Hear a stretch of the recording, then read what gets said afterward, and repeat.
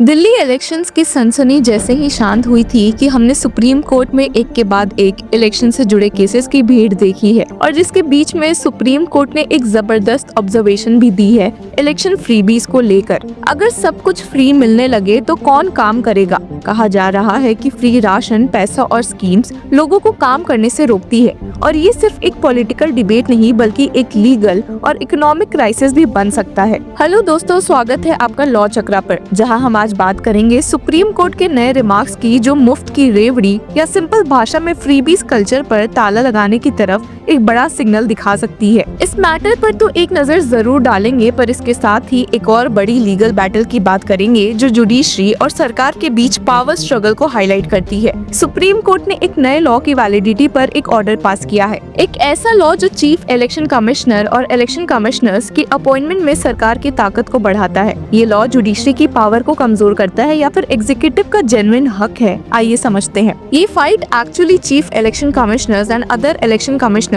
Appointment conditions of service and term of office act 2023 को लेकर है। पहले सुप्रीम कोर्ट ने कहा था कि सीईसी और ईसीस का अपॉइंटमेंट एक इंडिपेंडेंट पैनल के थ्रू होना चाहिए जिसमें पीएम, लीडर ऑफ अपोजिशन और चीफ जस्टिस ऑफ इंडिया हो। लेकिन नए लॉ के मुताबिक अब चीफ जस्टिस की जगह एक कैबिनेट मिनिस्टर होगा, मतलब जुडिशरी का रोल खत्म और एग्जीक्यूटिव का कंट्रोल बढ़ गया। अब सुप्रीम कोर्ट में जस्टिस सूर्यकांत और एन कोटेश्वर सिंह की बेंच के सामने ये इम्पोर्टेंट केस चल रहा है जो सीईसी और ईसी की अपॉइंटमेंट से जुड़ा है। ये मैटर तब और गर्म हो गया जब फरवरी 12, 2025 को कोर्ट ने इस केस की हियरिंग को डिले करके 19 फरवरी कर दिया, एक दिन बाद जब सीसी राजीव कुमार रिटायर होने वाले हैं। सीनियर एडवोकेट प्रशांत भूषण, जो NGO association for democratic reforms की तरफ से आर्ग्यू कर रहे हैं, ने कोर्ट से कहा कि ये केस टाइम सेंसिटिव है। लेकिन जस्टिस सूर्यकांत ने कहा कि अगर केस थोड़ा डिले भी हो जाता है तब भी कोर्ट का फैसला इफेक्टिव होगा, चाहे कुछ भी हो जाए। इसका क्या मतलब हो सकता है?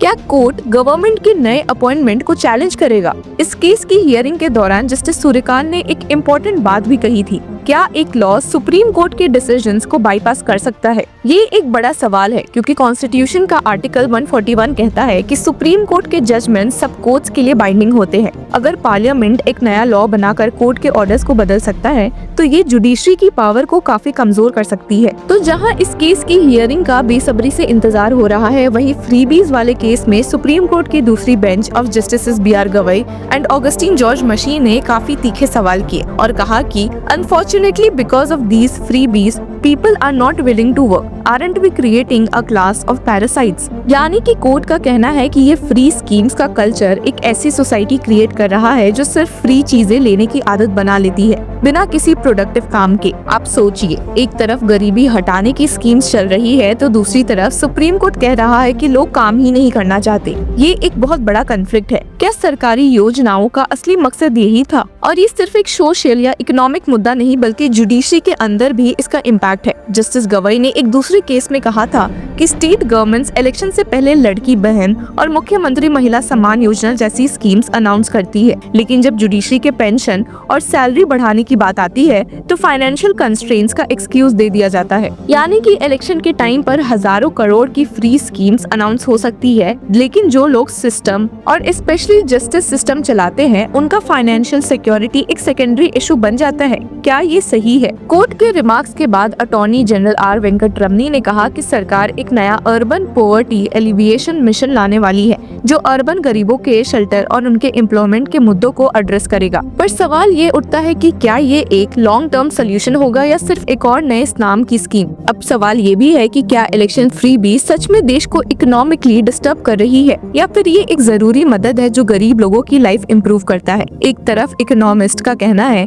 कि शॉर्ट टर्म रिलीफ स्कीम्स जैसे फ्री राशन और पैसा देना अच्छा है, लेकिन अगर ये लॉन्ग टर्म चलता रहा तो लोगों का डिपेंडेंसी माइंडसेट बन सकता है। दूसरी तरफ पॉलिटिकल पार्टीज का कहना है कि ये स्कीम्स गरीबों के लिए एक लाइफलाइन है। अब इंटरेस्टिंगली फ्रीबी से जुड़ी एक प्ली दिल्ली हाईकोर्ट भी जा पहुंची है। दिल्ली हाईकोर्ट ने एक पिटीशन एंटरटेन करने से मना कर दिया है जो पॉलिटिकल पार्टीज के इलेक्शन से पहले कैश डिस्ट्रीब्यूशन वाले वादों को चैलेंज कर रही थी। ये पिटीशन किसी आम नागरिक ने नहीं बल्कि रिटायर्ड दिल्ली हाईकोर्ट जज जस्टिस एस.एन. ढींगरा ने फाइल की थी। उनका कहना था कि ये एक्टिविटीज सिर्फ इलेक्शन लॉस का ही नहीं बल्कि वोटर के फंडामेंटल राइट्स का भी वायलेशन करती है। इसके अलावा इलेक्शन के फ्री और फेयर नेचर को भी खत्म करती है। लेकिन दोस्तों, यहाँ ट्विस्ट ये है कि हाईकोर्ट ने ये कहकर पिटीशन एंटरटेन करने से मना कर दिया कि इसी मुद्दे पर एक केस सुप्रीम कोर्ट में ऑलरेडी पेंडिंग है। दिल्ली हाईकोर्ट बेंच, जिसमें चीफ जस्टिस देवेंद्र कुमार उपाध्याय और जस्टिस तुषार राव गेदिले शामिल थे, ने पिटिशनर से कह दिया कि अगर ये इशू उठाना है तो सुप्रीम कोर्ट का रुख करे। अब बात ये है कि पॉलिटिकल पार्टीज के इलेक्शन प्रोमिसेस जो डायरेक्ट कैश डिस्ट्रीब्यूशन से जुड़े हैं, रिप्रेजेंटेशन ऑफ पीपल एक्ट 1951 के सेक्शन 123 सबसेक्शन 1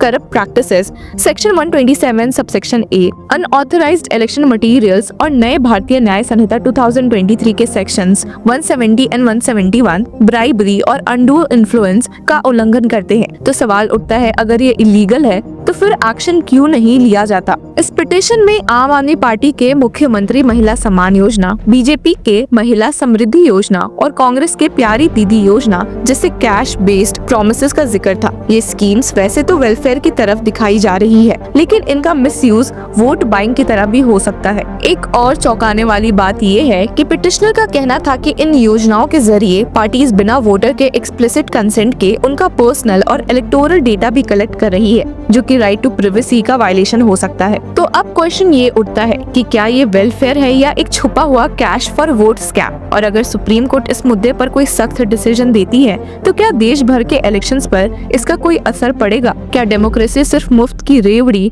तक सीमित हो गई है? और अगर कोर्ट गवर्नमेंट के पक्ष में फैसला देती है तो जुडिशरी की पावर और इंडिपेंडेंस पर नया सवाल खड़ा हो सकता है। क्या आपको लगता है कि गवर्नमेंट का ये लॉ फेयर है या फिर ये इलेक्शन कमीशन के इंडिपेंडेंस को खत्म कर देगा? क्या सुप्रीम कोर्ट अपनी पावर्स को असेट करेगा या फिर एग्जीक्यूटिव का कंट्रोल बढ़ता रहेगा? वहीं दूसरी तरफ फ्रीबीज के केस में सुप्रीम कोर्ट के रिमार्क्स ने एक बहुत बड़ा सवाल खड़ा कर दिया है। क्या देश को एक वेलफेयर स्टेट बनना चाहिए या सेल्फ सफिशिएंट सोसाइटी? तो दोस्तों, ये था सुप्रीम कोर्ट का लेटेस्ट इंटरवेंशन इन इलेक्शन केसेस। क्या आपको लगता है कि फ्री स्कीम्स बंद होनी चाहिए या सरकार को और बेटर पॉलिसीज बनानी चाहिए जो सेल्फ रिलायंस प्रमोट करे? कमेंट में जरूर बताएं और तब तक के लिए कीप फॉलोइंग लॉ चक्रा।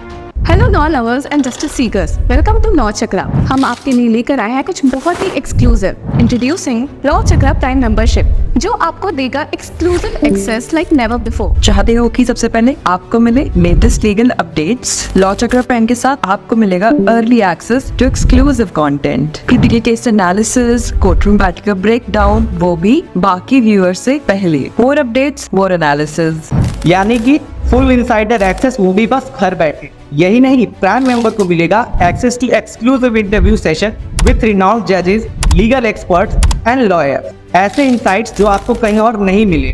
इसी के साथ अगर आप कभी सोचे कि हम कैसे लेकर आते हैं आपके लिए ये लीगल अपडेट्स, तो इसके लिए भी प्राइम मेंबर्स के लिए है हमारे पास एक special sneak peek behind the scenes of law chakra. Brainstorming session से लेकर ब्लूपर्स तक सब कुछ।